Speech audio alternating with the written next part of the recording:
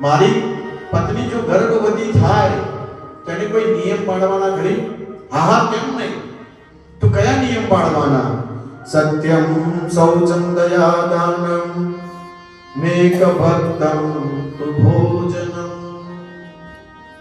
સત્યમ શૌચમ, જે ગર્ભવતી સ્ત્રી થાય એને સત્ય બોલવું. ગર્ભવતી કોઈ પણ સ્ત્રી થાય એને સત્ય બોલવું. ગર્ભવતી સ્ત્રીના આ લક્ષણો છે, આ નિયમો છે. સત્યમ, સત્ય બોલવું, સાચું બોલવું. શૌચમ, શૌચમ માને પવિત્રતા, પવિત્રતા રાખવી. સત્યમ શૌચમ દયા દાનમ, દરેક ઉપર દયા રાખવી.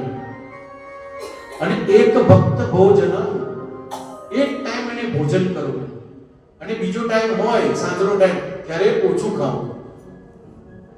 જેવી કોઈ પણ ગર્ભિણી સ્ત્રી થાય એટલે ડોક્ટરો તરત નિયમો આપે. આપણ નિયમ, ખારું નહીં ખાવાનું, મોરું નહીં ખાવાનું, મીઠું નહીં ખાવાનું, તીખું નહીં ખાવાનું.